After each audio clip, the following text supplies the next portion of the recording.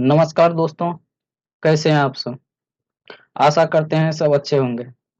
आज हम फिजिक्स का उत्तोलक चैप्टर से 25 एमसीक्यू करेंगे, साथ ही उसका डिटेल एक्सप्लेनेशन देखेंगे। तो चलिए चलते हैं पहला प्रश्न की तरफ। उत्तोलक किस सिद्धांत पर कार्य करता है? सही जवाब है बल आघूर्ण के सिद्धांत पर। उत्तोलक एक सरल मशीन है जो बल आघूर्ण के सिद्धांत पर कार्य करता है। यह सिद्धांत कहता है कि संतुलन की स्थिति में भार गुना भार भुजा बराबर प्रयास गुना प्रयास भुजा, यानी यदि भार भुजा छोटी हो और प्रयास भुजा लंबी हो तो हम कम बल लगाकर भारी वस्तु उठा सकते हैं।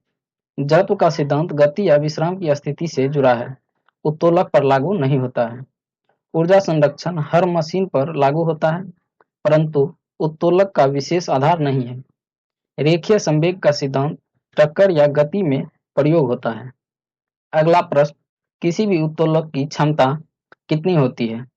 सही जवाब है 100% से कम होती है। आदर्श मशीन में दक्षता 100% मानी जाती है, लेकिन वास्तविक जीवन में घर्षण, विकृति और ऊर्जा हानि होती है। इस कारण उत्तोलक की दक्षता 100% से कम हो जाती है। हमेशा 100% केवल आदर्श स्थिति में होता है, व्यवहारिक रूप से असंभव है। 100% से अधिक होना कभी संभव नहीं है, क्योंकि ऊर्जा का सृजन नहीं हो सकता। अगला प्रश्न, उत्तोलक में कितने बिंदु अनिवार्य हैं? सही जवाब है 3। उत्तोलक में 3 मुख्य बिंदु होते हैं। पहला आलम, दूसरा भार बिंदु, तीसरा प्रयास बिंदु। इन्हीं तीनों की स्थिति से प्रथम, द्वितीय और तृतीय श्रेणी बनती है। प्रथम श्रेणी के उत्तोलक में बीच में क्या होता है? सही जवाब है आलम्ब। प्रथम श्रेणी के उत्तोलक की विशेषता यह है कि इसमें आलम्ब बीच में होता है और भार व प्रयास दोनों इसके दोनों सिरे पर होते हैं।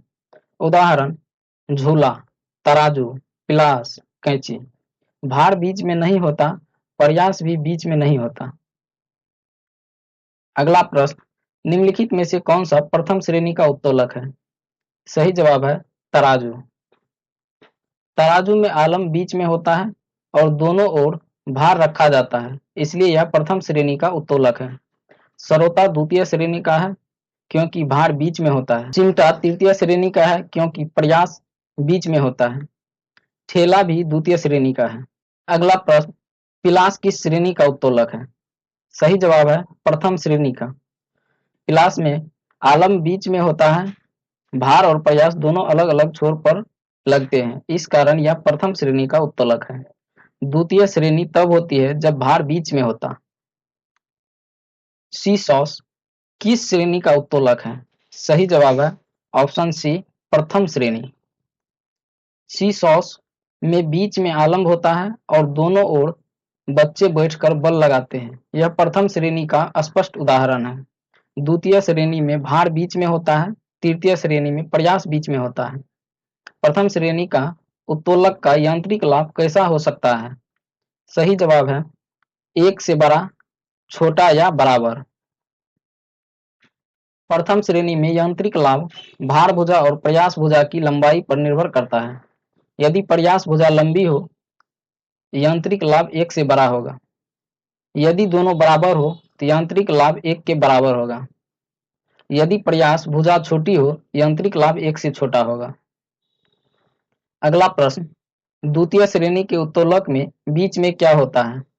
सही जवाब है भार। द्वितीय श्रेणी के उत्तोलक में भार हमेशा बीच में होता है, आलम्ब एक ओर और प्रयास दूसरी ओर लगाया जाता है। उदाहरण, ठेला, नारियल तोड़ने का सरोता, दरवाजे। अगला प्रश्न, निम्नलिखित में से कौन द्वितीय श्रेणी का उत्तोलक है? सही जवाब है ऑप्शन बी ठेला। ठेला में भार बीच में होता है, आलम्ब पहिया एक ओर और प्रयास मनुष्य का धक्का दूसरी ओर। झूला प्रथम श्रेणी का है, चिमटा तृतीय श्रेणी का है, पेंसिल काटने वाला तृतीय श्रेणी का है। अगला प्रश्न, द्वितीय श्रेणी के उत्तोलक का यांत्रिक लाभ कैसा होता है? सही जवाब है ऑप्शन ए हमेशा 1 से अधिक। द्वितीय श्रेणी में प्रयास भुजा हमेशा भार भुजा से लंबी होती है, इसलिए कम बल से भारी वस्तु उठाई जा सकती है। यांत्रिक लाभ 1 से कम नहीं होता।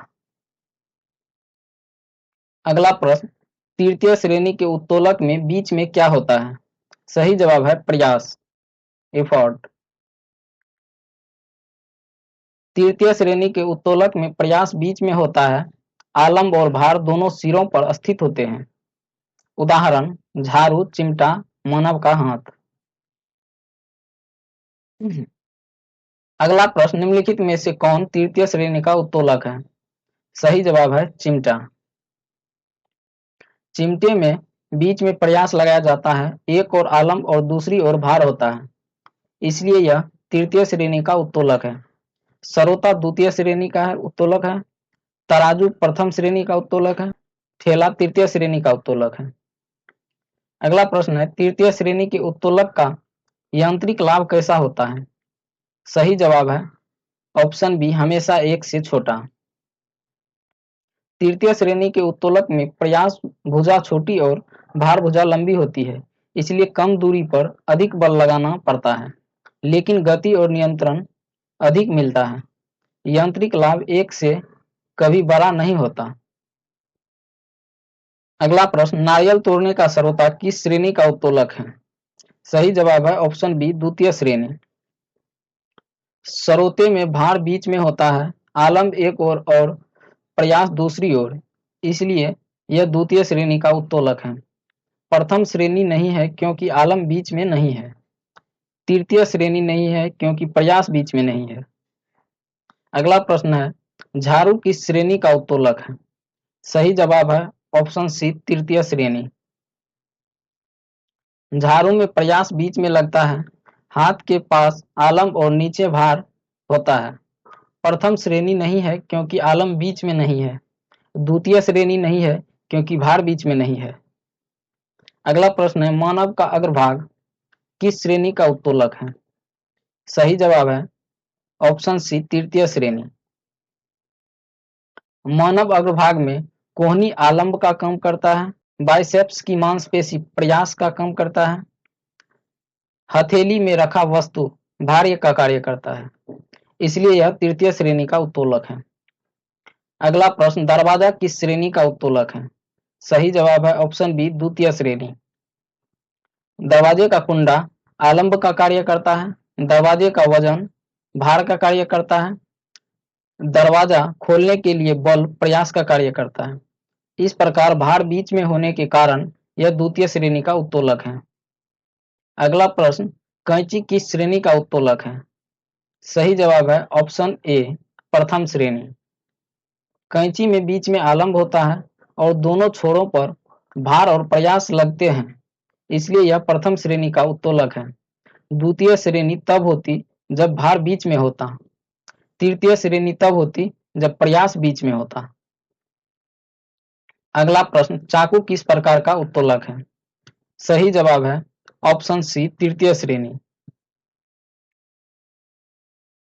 चाकू में प्रयास बीच में लगता है, हाथ पकड़ने के पास आलंब और काटने वाली वस्तु पर भार, इसलिए यह तृतीय श्रेणी का उत्तोलक है।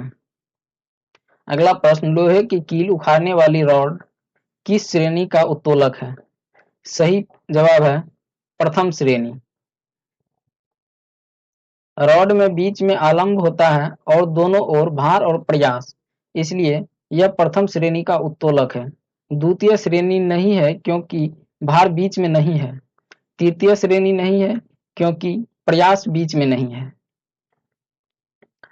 अगला प्रश्न, प्रथम द्वितीय और तृतीय श्रेणी के उत्तोलक को किस आधार पर वर्गीकृत किया जाता है? सही जवाब है ऑप्शन सी, तीनों की स्थिति। उत्तोलक की श्रेणी इस बात पर निर्भर करती है कि आलंब, भार और प्रयास में से कौन बीच में है। प्रथम श्रेणी में आलंब बीच में होता है, द्वितीय श्रेणी में भार बीच में होता है, तृतीय श्रेणी में प्रयास बीच में होता है। अगला प्रश्न, उत्तोलक का प्रथम उद्देश्य क्या है? सही जवाब है कम बल से अधिक कार्य करना। उत्तोलक एक सरल मशीन है जिसका उद्देश्य यह है कि कम प्रयास से भारी वस्तु उठाई जा सके। उत्तोलक कार्य को आसान बनाता है, न कि कठिन। आज के लिए इतना ही। अगले रोज फिर मिलते हैं नेक्स्ट चैप्टर के साथ। धन्यवाद।